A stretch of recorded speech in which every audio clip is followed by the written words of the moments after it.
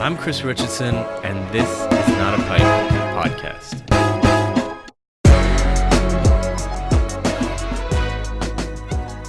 Today, it's fitting that I'm interviewing Hans Skott-Myhre and David Fancy. Hans was my MA supervisor when I was at Brock University in St. Catharines near Niagara Falls in Ontario, and now he's at Kennesaw State University, not too far from where I am in Young Harris College. He was one of the first people I interviewed for the podcast, and he's gracious enough to be interviewed a second time. He has that distinct honor for the 50th episode. I'm also grateful to David Fancy, who's also at Brock University right now.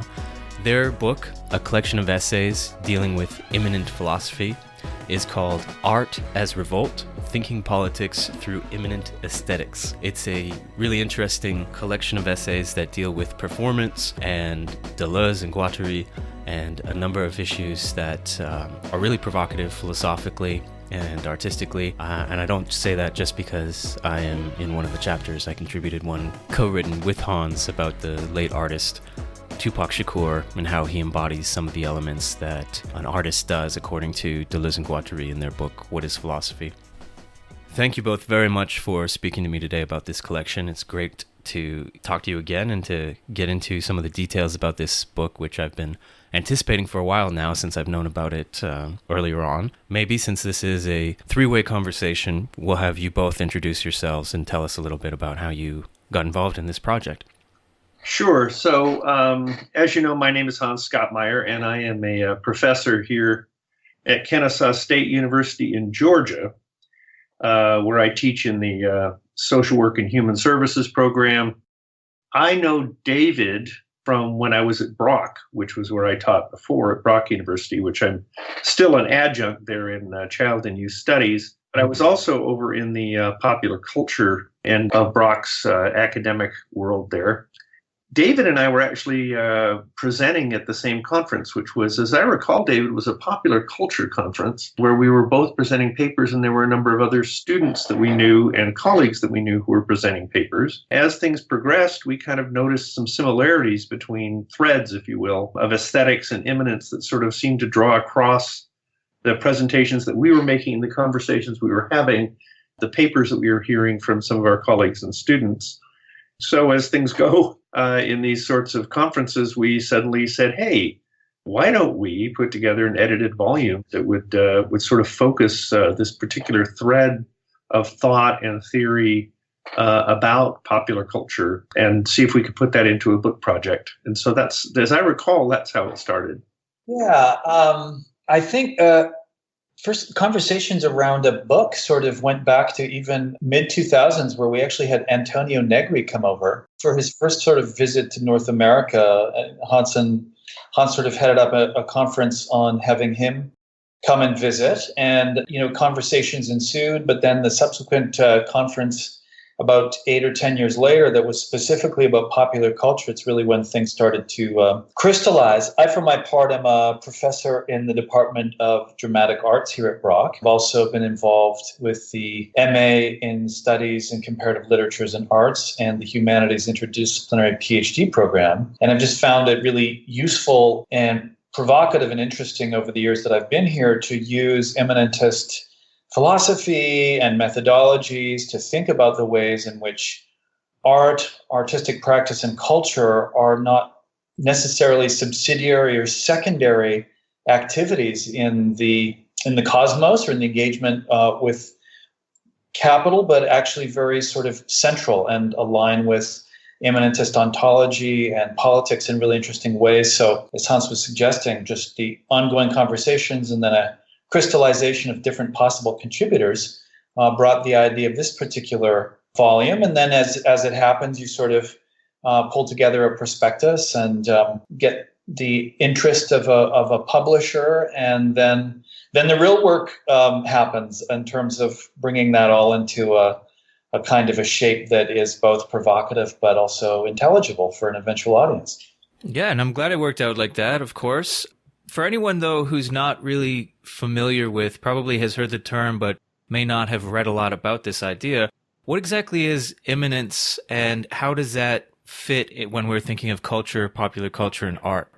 I would start by saying that the kind of theories of immanence that we drew on for the book really relate to Spinoza, Baruch Spinoza, the 17th century philosopher. Spinoza's notion of immanence was, to put it, I guess, as simply as possible, is a system that produces itself with no outside. Which means that unlike philosophers such as Plato and some other Western traditions that have this idea of an outside realm of perfect form, if you will, or some sort of referent to something outside of this world that this world is produced by or in relation to, immanence draws the world into itself as life itself as the mode of production. It's life itself producing itself. In an infinitude of directions, all simultaneously, as sheer creative force, if you will.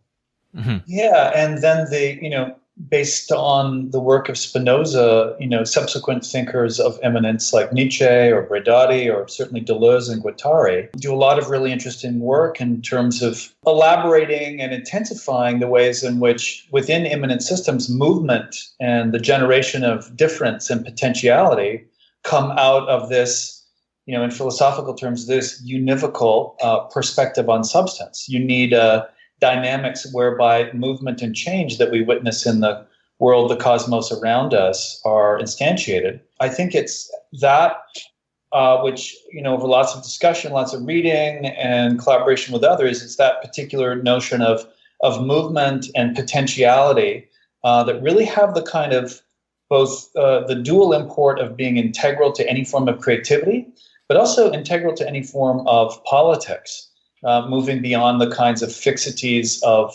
transcendent systems of thought that Hans was referring to a moment ago, like Plato and that ilk of thought.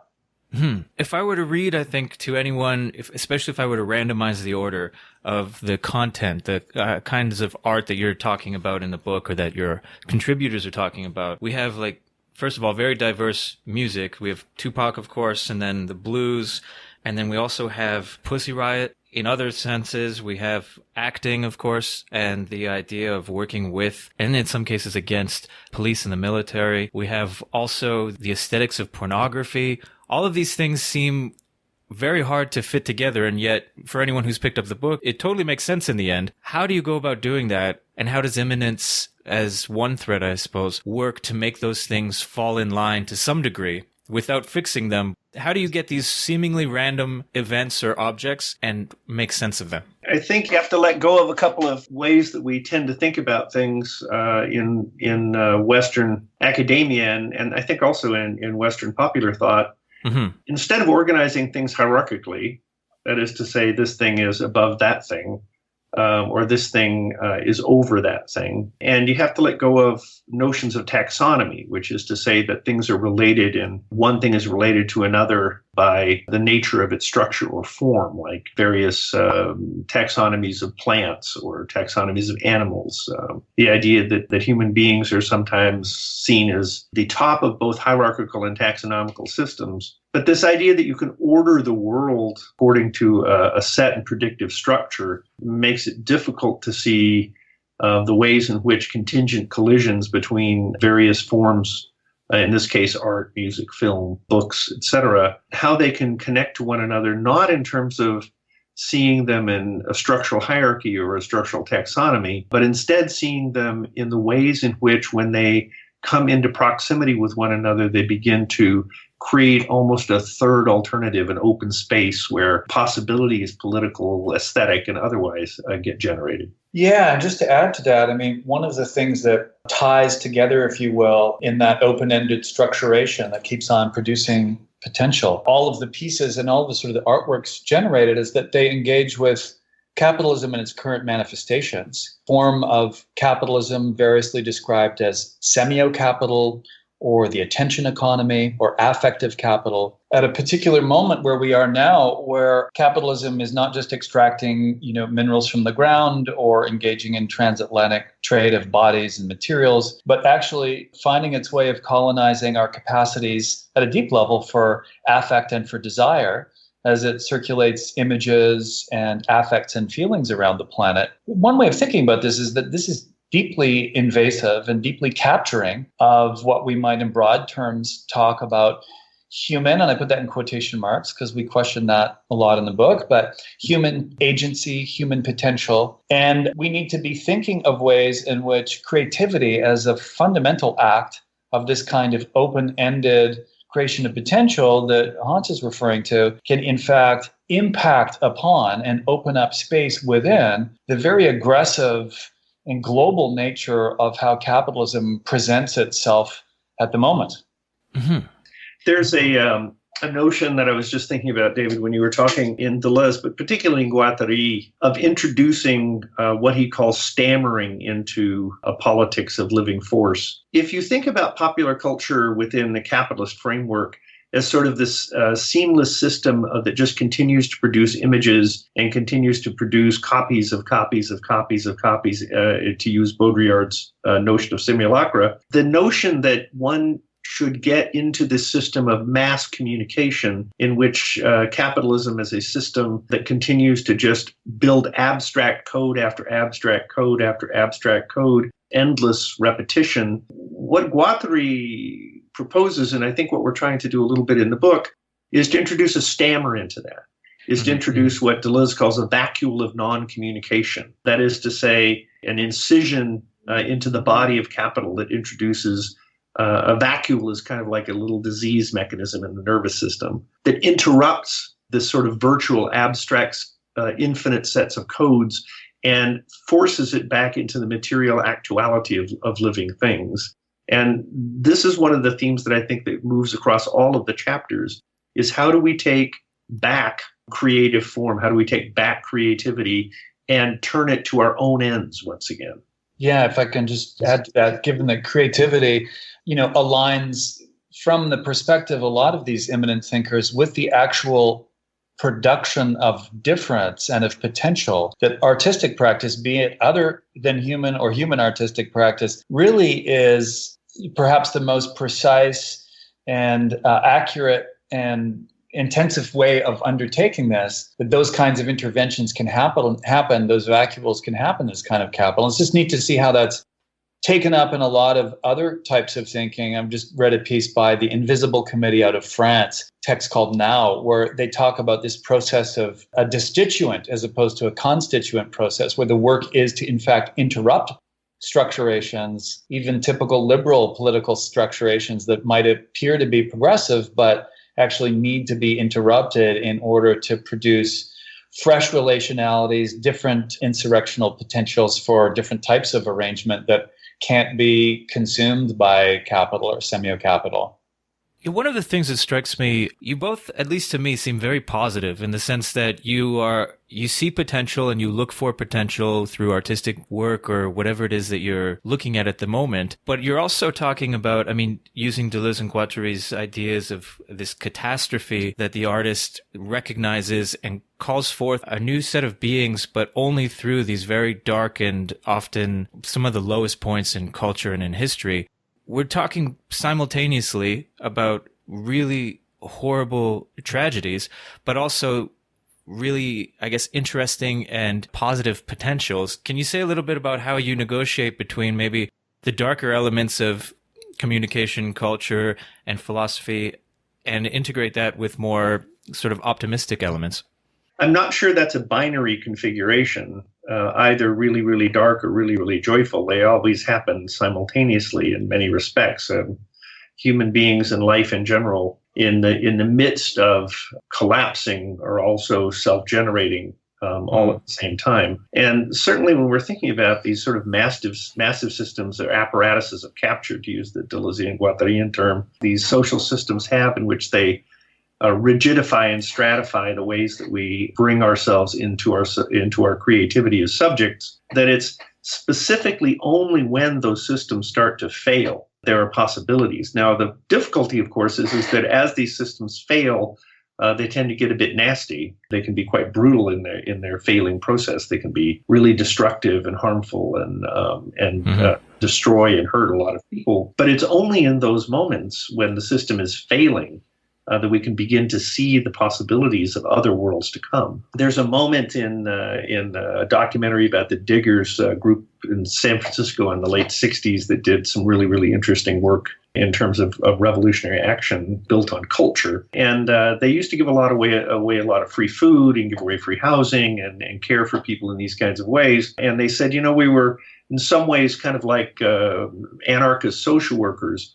And then they paused and they said, but unlike traditional social workers, we never did anything that didn't bring us joy in what we did. There was always joy in the things that we do.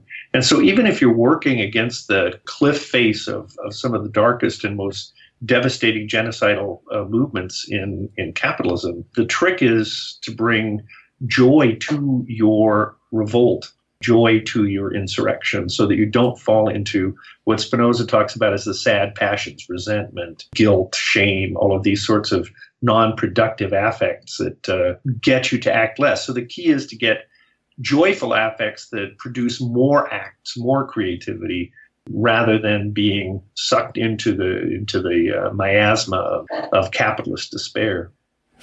Yeah, agreed. And I think at the root of a lot of the philosophies of immanence is the emphasis on affirmation as opposed to negation. The idea that even in moments that can be conceived as being difficult, one does one's best to affirm those as a necessary part of the unfolding of fresh potentials. Tying into the ways in which Guattari talks about the Spinozan sort of ethic and articulates this notion of ethico-aesthetics, that particularly with creative and artistic practice, there's a potential for joyfulness there that subverts sad passions and intensifies joyful or beneficial connections within and between, the complex relationalities of human singularity or subjectivity, so on and so forth. Pursuing things from this perspective, you can move outside of a telautic temporality of optimism and pessimism, and instead sort of live an eventful hopefulness of affirmation in a moment, especially if you are, able, capable, have the resources to experience that hopefulness. And so I think, the broader geopolitical and traditional sort of social stratifications of race, class, and gender can be deeply constraining. And I think, the work that we do and the introduction sort of addresses this. Immanentist thought does pay attention very much to those stratifications, but does that work of finding a certain form of event or hopefulness that opens up a space for potential that can, challenge, change, provide fresh kinds of emergence from that. Deleuze and Guattari, famously talk about the importance of de-stratifying some of these forms of subjugations, but de-stratifying carefully, not too wildly, because that can open a dangerous black hole and eventually, can result in, what they describe as suicide. They suggest that you wake up every morning with just enough structure to move on with, but stay committed to those affirmative acts of de-stratification that can enact an ethico-aesthetics of hope. The thing that strikes me that I would draw from the book musically, for example, is if you're talking about Tupac and you're talking about the blues, you're talking about two musical forms that are rooted in specifically moments of struggle, moments of hardship, moments in which one is really engaged and rather right up against the hardest parts of life. And yet out of that comes this celebratory, life-affirming, but non-constrained. It's not constrained by saying, oh, well, you shouldn't sing about difficult and sad things. You should only sing about happy things. No, in singing about difficult and bad things, one brings the energy and the joy of releasing those things as parts of life. These are things that happen in life. Struggle happens in life. Revolutions happen in life. Nasty political systems happen in life. That's not the question. The question is, how do you come to it? I was reminded Stengers and Pignari in their book on capitalist sorcery borrow this concept from African-American spirituals called yearning. And they say that one should develop a yearning for that which isn't yet. And so one should never be too focused on anything that is instantiated. Instead, one should yearn for that thing which isn't yet and allow that to drive oneself, propel oneself through life. You use an interesting definition, or I guess a couple of definitions, I would say, of art and artists. And one is calling forth a new people like Deleuze and Guattari talk about in one of their later books. I'm wondering if you could just say for yourself, for the book, as a general starting point, how do you envision art and artists? And then also I'm curious if you see yourselves as editors, at least in this work, as artists doing that kind of thing, or do you see yourself more as something other than an artist? I'm going to turn that one to you, David. Yeah, sure. I mean, we do a bit of work in the volume looking at specifically philosophically how Deleuze and other thinkers challenge certain perspectives on the aesthetic that essentially emerged in the 19th century and crystallized perhaps the most acutely in Kant. And this notion of art as, on one hand, as, the aesthetic rather, as that which one experiences with one's senses, and then another form of expression of art, which is art as reflection of real experience, on the other hand. And a lot of immanentist thinkers are really interested in fusing and refusing the boundaries established between, high art on one hand, that leads us to the sublime, that is engaged with in galleries, that is engaged with at the opera and the symphony and certain manifestations of literary culture, and a quote-unquote low art, which is more of the people.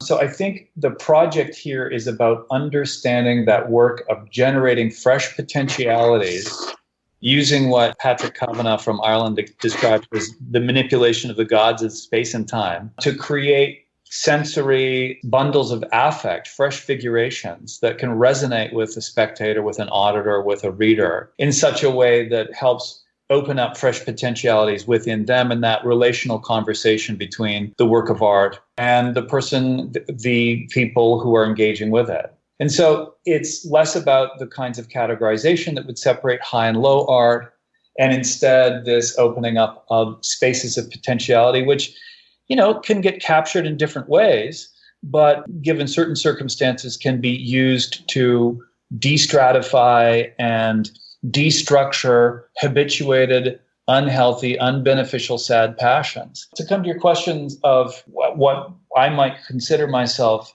in the view of my role as a co-editor and author here, I think the conceptual work is fundamentally not that different ontologically from the affective work of the artist. I think you're just manipulating different forms of affect, be they thought affect or things that have to do with bundles of sense. So I think you could probably call yourself a curator or a stimulator, or having an artistic or creative engagement with thought. And again, trying to rupture some of the perhaps not very useful and reductive taxonomies between thinking and art. That's kind of how I would start into that question. I also think that one of the threads through immanentist thinking is that that life and art are not distinguishable easily. It's an ecological set of relations in which all things are always producing in an infinitude of ways everything, and that is, of course, art. I mean, our politics, or at least my version of our politics, is that it's a politics of expressive capacity. The point of having relations of force a la Foucault from an immanentist political perspective is to unleash creative possibilities, to unfetter ourselves from this idea that there's a world out there and then there's a world in here. We are, in fact, the world, and the world is art, period. Our lives are art. We live our lives as art. Not as artists, which is an interesting distinction. In other words, the point is not to necessarily be an artist, but to be art per se. And that the politics is to engage in life as an ecological set of creative relations. And of that, there is a blend of affect and thought and physicality and materiality and human and non-human actors, all of which are producing the world. And the world is full of art. It is, in fact, art. In this world and in this way of seeing the world, I think there's, a continuous possibility or opening up of multiple possibilities. I mean, in some ways that makes it an interesting and stimulating political project. In other ways, I can see how it's very frustrating because, of course, from an immanent perspective, you can't really say we're done. We got the political thing that we wanted, so we abolished slavery or we opened up the possibility of gay marriage. Like, these are not completed projects through this ontology. Yeah. How does immanence allow you to think more politically? And if anything, does it at some point kind of get in the way of what we might think of as practical politics, where it's like, trying to get something voted for, these sort of small little microcosms. How do you think about politics through immanence? Immanence, despite its capacity to be complex and subtle, is actually deeply practical, in part because life is complex and subtle. The work of challenging very specific forms of subjugation, such as slavery or the ongoing minoritization of queer bodies, so on and so forth. These are all premised on logics of supremacy. And I think until such time as logics of supremacy have themselves been, subjugated or opened up and their own contradictions devolved, the work of immanentist thought, which seeks out transversal relations of power, sharing, of relational co-emergence, of creative co-emergence in quote-unquote individual, but all these very collective settings. That work can always be found in the intimate cracks of every single encounter. And so the work, as I think you're suggesting, Chris, never does end. I think that one can just keep on digging away until those logics of supremacy are rooted out. And I think that's a multi-millennial project. I would agree with that. I would add to that it's sort of like thinking of art, the point of art as the creation of an object, or the point of art as the creation of a painting or a sculpture or a pot. Yes, those are endpoints, but you don't finish then. You never finish as an artist when you finish a painting. There's another one. You don't finish when there's a pot. There's another one. The question of political failure then in that sense is not a possibility, because there's always another one. There's always another struggle. There's always the next thing to do. And I guess to the degree that you were sort of inducted into this Western notion of completion, you got to get it done. You've got to be successful at it. You've got to prove that it was the right thing to do. These sort of vernaculars of neoliberal capitalism that would give you the idea that you have to be all you can be, and that to be all you can be, you're in this hierarchical ascension of self-actualization, in which some point you'll be finished, you'll be actualized, you'll be done, you'll be the best that you can possibly be.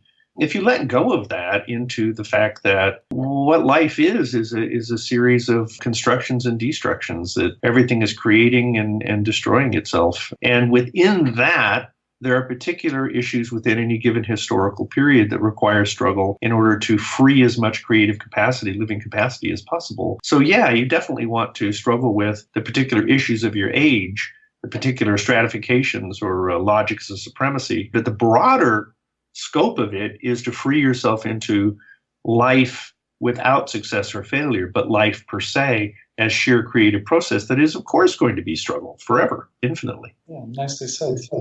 Yeah, I agree.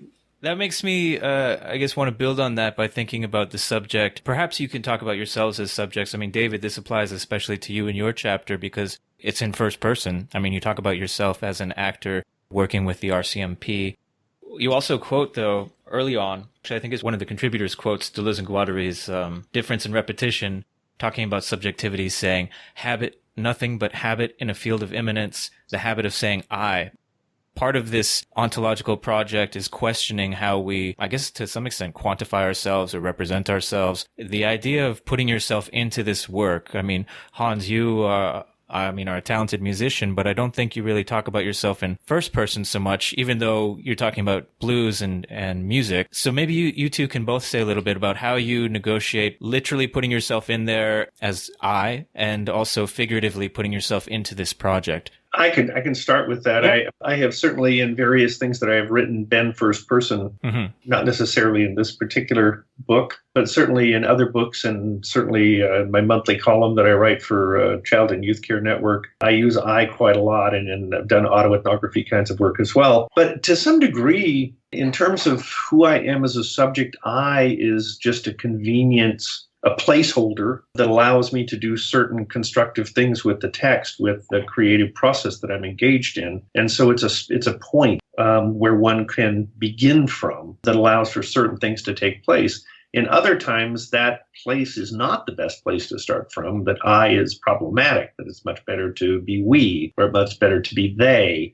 It's much better to be indeterminate in terms of your subjective orientation and position, to be a more fluid sort of actor without a fixed, precise location. And so I think the convention of I is one of convenience when you're creating things. It's a place from which to start, but it's certainly not the only place from which to start.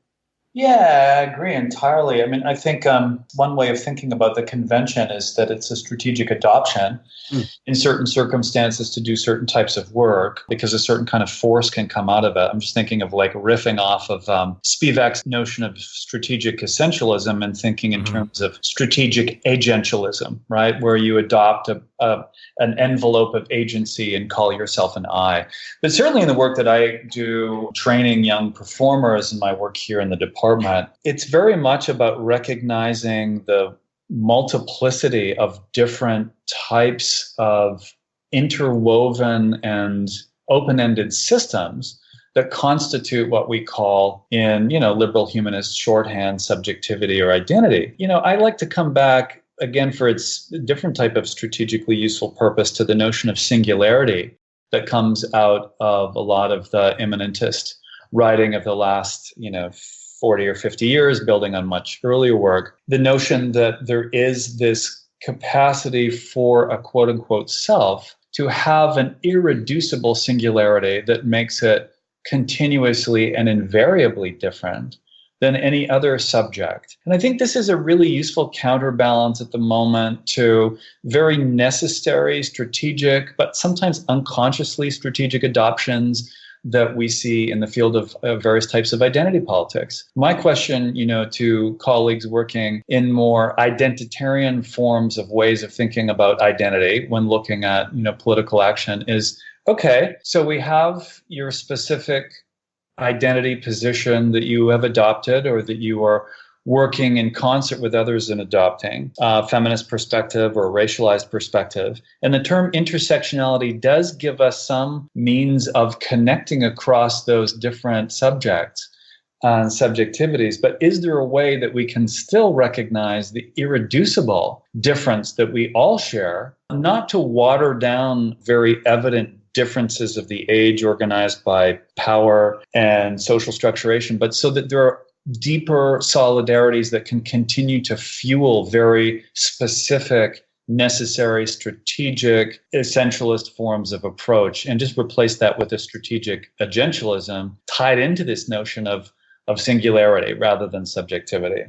In this project specifically, I mean, you've alluded to this already, but this is, in a sense, a political project, putting these ideas together and asking people to think in a certain way for a moment about various works of art and creation and their relationship to sort of power struggles in our society. You obviously don't, it's not like one of these other texts that might say, this is the goal of this book. I'll know if we get this done in a year or 10 years because this will have happened. So it's obviously not prescriptive in that sense. But if you could imagine, I guess, some of the potential of what this book can offer people and where you might like to see it go, what kind of potentials you might like to see it evoke. I'm curious to hear a little bit about that. Obviously, on the big scale, as you've said, questioning, possibly removal of hierarchies, and definitely the removal of supremacy is a big picture goal. But what would you like to see sort of this book pushing in a direction? I would say that what my hope for the book would be that it would fracture, rupture, freeze, open, create, that it would disrupt anyone who reads it in such a way as that it would be opened onto new sets of possibilities for themselves in relation to the world in which they live and create. Yeah, I agree entirely. And I mean, I think it's important to recognize that this is a book. Deleuze and Foucault have that really great dialogue in the, I guess it was probably in the late 60s, early 70s, where they talk about intellectuals and power. And Deleuze has this nice sort of statement where he talks about the relay back and forth between so-called theory and practice, and the fact that a text such as this, that's avowedly open-ended, that doesn't attempt, as you're suggesting, Chris, anything prescriptive, but as Hans is saying, provides opportunities for rupture, and in those spaces, new potentialities can come out. I'll just, at the risk of sounding a little solipsistic, I'll think of a lot of my early reading and certainly ongoing reading of immanentist texts provides me with just this vertiginous, almost drunken, intoxicated sense of potentiality. And anything that I happen to be engaging with in that moment, be it a personal struggle or a frustration about a larger social form of subjugation that I'm invested in finding a way through and around, that sense of intoxication and, joy, frankly, that comes from engaging with these types of the movement in your being associated with these kinds of conceptualizations that are, very precise and rigorous, but at the same time, very much bound in a certain type of affirmative movement. That kind of affective feeling, I find has fueled everything for me in so many productive ways. And certainly, this book has been a crystallization, if you will, of all of that kind of intoxication and imaginings forward. And so if readers in engaging with this could realize that some of the things that they're interested in as cultural production, as artwork, also have those kinds of potentials in them, and they can write and think and create in those kinds of lines and establish, those fresh kinds of solidarities, then that affirmative hopefulness for them can come out of that moment. Then I think the book will have done its work and continue to do its work. As you were talking, David, I was thinking about sort of the difference between a shaman and a Western doctor. And if we think about politics in those two frameworks, if we think about politics as a Western sort of prescriptive medicine in which you're targeting a particular symptom or malady, and you're going to attempt to find objectively and scientifically a way to bring it to a close or to cure it, if you will. That's sort of the Western medical approach. And if we think about that politically, it means that a book would be designed that is written like that to come to a place of prescription to say to you, here is the prescription, here's what we must do, here's how we cure things, here's how we bring about a healthy society. And we do that through very specific medical interventions based on objective data and based on a very clear taxonomy of living relations. The other alternative, the shamanic tradition, is always far more intuitive than that. It calls on us to have an ecological apprehension of a set of relations that has capacities and possibilities. And so one comes to that always idiosyncratically, just as one comes to a book idiosyncratically. Each of us will read it differently. Each of us will find registers in it that will resonate for us and not for anyone else, or even if for someone else in a slightly different way. And in that kind of a thing, we don't ever come to a conclusion, a healthy society, a perfect set of forms, but it's the book that brings about possibility of transformation, the possibility of opening oneself to the world in an ecological apprehension of infinity. It reminds me of your conclusion where I think you basically say, traditionally, this is where we would summarize and tidy up and put together our final thoughts. And you basically say we're not going to do that in our conclusion. And I'm wondering if we could step back for a second and think about the two of you as scholars, like more broadly. If you come to this kind of approach, as you've outlined already, how do you know when you've, to an extent, started or completed a project and move on to another project? I mean, it's always ongoing, but you put together this book. The book, at least, is now final. It's printed. How do you think about the work that you do when you're in this frame of mind where an introduction and a conclusion don't really work the way traditional academics might think of them? Yeah, if I could just jump in there. I mean, thinkers talk about the significance of beginning in the middle, right? Mm-hmm. Not beginning with a concrete object that represents a starting point, but recognizing all the genealogies and tributaries of force that lead into that event and that rapidly lead out of it on a whole variety of levels. And so I think, a scholarly project is no different a phenomena than any other type of phenomena that way. I think what, for me, and this is certainly a lot of the kind of conversation we had with contributors and Hans and I had back and forth when, curating the contents and making sure that the thinking that was there was sufficiently crystallized to be useful, is precisely that question of like how differentiated, how individuated, how subtle, how precise is the thinking in the volume. I mean, one of the misapprehensions, I think, of immanence as thought sometimes can be that because it's interested in change and movement and the emancipation of desire, that in some ways that it is the philosophy of a certain type of relativistic chaos, right? I mean, I think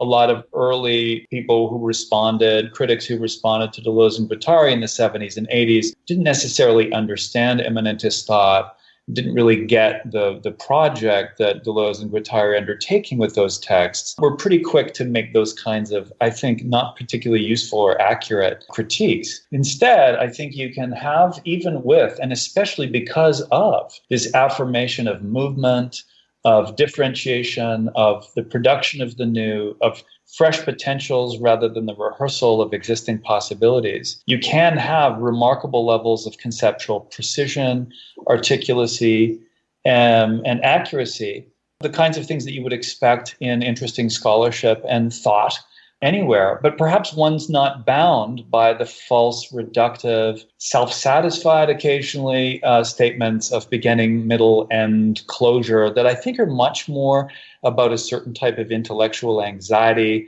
more than they are about intellectual rigor. I mean, that would be my way of thinking about it. But I always sort of, think of Paul Valéry, the French poet, symbolist poet, who says, poems are never finished, they are only abandoned. So, in coming back to think about this volume and look at it a bit and chat with the both of you today, I'm sort of reminded of all of the different kinds of energies that are continuing to come out of this project for me that are certainly fueling the kinds of thinking that I'm engaged in at the moment. You were asking earlier about my life as a musician, and one of the things that I have found over time as a musician is that every band that I've ever been in has a certain set of capacities, and also it has a certain shelf life. It's interesting because whenever you bring together, as we did here, such an amazing, and I really want to give credit here to, David and I are talking, but my goodness, this book is full of all sorts of amazing people, including you, Chris. That contributed to this volume and who did such an extraordinary job articulating things I could have never said the way that they said them, and stimulated me to think in ways that I couldn't have thought had they not thought. But in that sense, it's sort of like a band. It's like, yes, you get together and you rehearse and you learn some songs and you go out and you perform it. But each performance is going to be entirely different, and each time you rehearse, it's going to be different, and everybody's going to find a different place and a different voice and a different way to play their instrument over time. And it will become this assemblage that at a certain point, if it really gets good, you begin to hear not the individual players, but the band. The band emerges. And when the band emerges, then you know that you're kind of done, but you're also at the same time at the peak of the experience, the possibilities. And I think when an academic project or a scholarly project or an artistic project, be it a painting, a pot, a book, a song, there's a moment at which it has done what it can do for you when you're, as the person contributing to actually creating it. It still has an infinite amount of things it can do now to someone who attends to it, who is an audience to it. That's a whole other field of possibilities and capacities. But as a scholar or a writer or a musician or a poet or whatever sort of expression I'm engaging in on any given day, I'm looking for that moment of intensity in which it emerges into itself, and then I know that I'm done. There's so much that we can talk about, of course, because it's almost an infinitely generative project in terms of pushing new ideas and new ways of thinking. In order to sort of wrap up our conversation, I'm wondering if you could say a little bit for maybe people starting out, maybe people who have, read 1,000 Plateaus and What is Philosophy, and starting to feel comfortable with Deleuze and Guattari and others, and are trying to, try their hand at immanent philosophy in terms of creating a cogent argument or thinking about a subject from that perspective. Do you have any advice, maybe from your own experience or maybe from experiences that you've seen from students or colleagues? What are some, I hate to say best practices, but what are some, powerful ways of working with immanent philosophers in order to come up with scholarship? And what are some challenges that maybe you've experienced or that you've seen where it just doesn't go quite as well as you would have hoped for whatever reason? I would say, I think three things. The first of which is that when you first encounter this kind of thinking, if it actually gets under your skin to really seep into your life, there's a tendency to fall to the side of Dionysian excess. That is to say, to always look towards the the madness in it, the freedom in it, the craziness in it, the ability to be freer than you imagine. And that's a trap, because that's not actually freer. That's simply a really subtle form of narcissism. But it has that trap in it. That's something to be cautious about. That Deleuze and Guattari use the term sober in their writing, to come to things with sober eyes. And that is to say that there is such force, such power here in really encountering capacity, sheer capacity, that one has to sustain a certain degree of sobriety in order to come to it. And that is to say that just like music, where you learn the scales and you have to understand the chords and you have to understand how the music goes together before you start to really improvise, you want to come to it with sober eyes, like painting. You want to learn the techniques. You want to study lots of painters, theater, etc., and so forth. Well, similarly with this way of thinking and being or encountering, you want to come to it with sober eyes. The second thing that I would say is that you want to be meticulous in terms of your assemblages. That is to say, to put things together creatively, but not necessarily anarchically. You have to find the ecology of a given piece. It has a natural flow, a natural composition.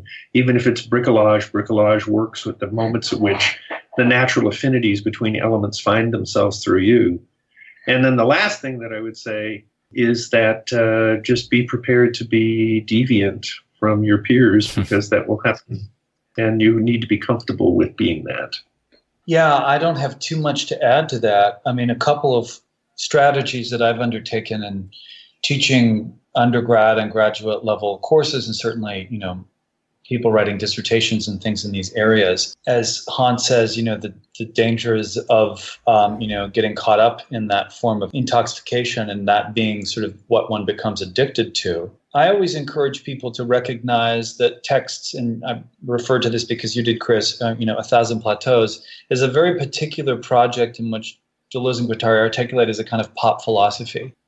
And there's something about this, the way in which the writing occurs at the time, that they are not necessarily referring to all of the previous forms of writing that they've done, which have, in many cases, much more traditional forms of argumentation and structure. But the intellectual architecture of texts like, both volumes of Capitalism and Schizophrenia are contingent for those authors on having done that previous work. I find that, being attentive to the past writing of these authors is really useful. So looking at Deleuze's Difference in Repetition and Logic of Sense, and, his work on Spinoza, the kinds of things that were written, certainly before, occasionally at the same time as these other more aleatory volumes, is a way of recognizing that these thinkers frequently adopt different styles and tonalities strategically for different purposes, but not to sort of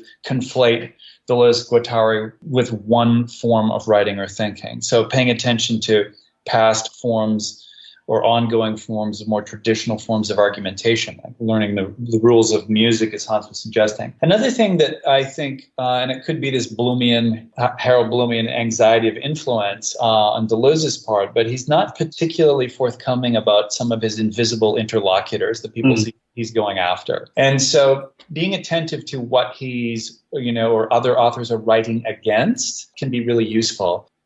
Michael Hart's got a really useful text where he talks about, the invisible interlocutors that Deleuze in particular works with, Spinoza, Nietzsche, and, how he's very much, working against Hegel in all kinds of productive ways. So paying attention rather to the textual unconscious, so that you don't end up getting caught in something that ends up being a little more facile than you have the capability for as an emerging thinker.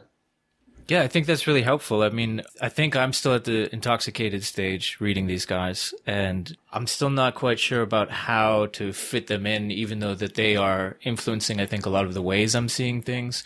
And I think it's interesting because they definitely, in some sense, work like a drug where people become very addicted to using these ideas.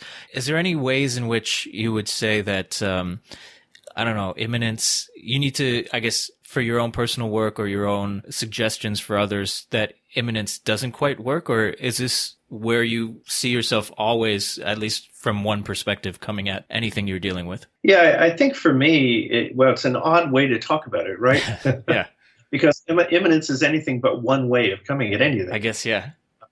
It's an infinitude and an ecological perspective. And so it's always shifting and morphing and changing. And so it's, in that sense, I'll probably be engaged. But to say that is a bit deceptive in the sense that some of the ideas in this book and some of the ideas from Spinoza and from Deleuze and all of these thinkers deeply influence the way I think, but so do lots of other things that they lead into, little bywaters and backwaters and tributaries. And it's like being involved in a very, very rich ecological set of relations that's in constant motion. And so, no, I would never characterize this as one way of coming at something because it's constantly shifting.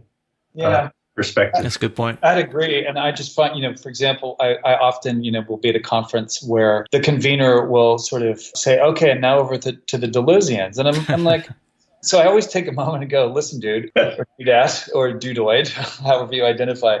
If I'm going to be characterized in a particular way, it's certain the last thing that Deleuze would want is that someone would identify themselves as a Deleuzian. It's this sort of the dictum out of Buddhism that if you see Buddha on the road, kill him, right? Be very, very careful about these forms of identifications that pretend to be some form of totality that can capture something, because in fact, that's what's occurring. It's a form of capture. Maintaining a recognition that the ongoing unfolding of immanentist forms of thought is that the project is never finished because the cosmos itself is never finished constructing and developing and inventing. And if thought were to take a moment of arrest that was anything more than a strategic moment of repose, or like writing a book or writing a paper, this moment of crystallization that is rapidly moved beyond, if we were to assume that thought was those moments of deposit, and it was simply those moments of stratification, then I think we'd be in trouble. And that's where certain forms of transcendent kinds of thinking and the supremacy logics and the prescriptive kinds of thinking that necessarily come out of that's what we would inevitably end up with. So the kind of accusation, if you will, and I'm just thinking about, the chat you have in the pub at the conference, or the chat you have after class with the grad student, is that, well, isn't this relativism? Frequently comes up. And I think the work for me as an educator and a thinker is always about no, because it is precise. It doesn't purport to be transcendent, but at the same time, we can recognize that strong anchor points, temporary foundations are constructed, and we live and use and work within those. We're constrained by them. We work to escape them and invent new ones. We open up fresh spaces. So that kind of really subtle ongoing work that doesn't allow immanentist thought to be recuperated back into a discourse of relativism, I find is always really important in that work of stressing the open-endedness of the system. No, and that's a great point. It shows, I think it demonstrates how this work works as a counterpoint to most of the way that we've been trained, or that people have been trained to speak about disciplinary logics and academia, to the point where it's hard to even find the kinds of words to illustrate and articulate some of this. But this book definitely helps, I think, push people towards that. And I think it's a great intervention. I want to thank both of you for speaking to me about it today. My pleasure. Yeah, absolutely. And thanks for your contribution to the volume. And it's been a treat.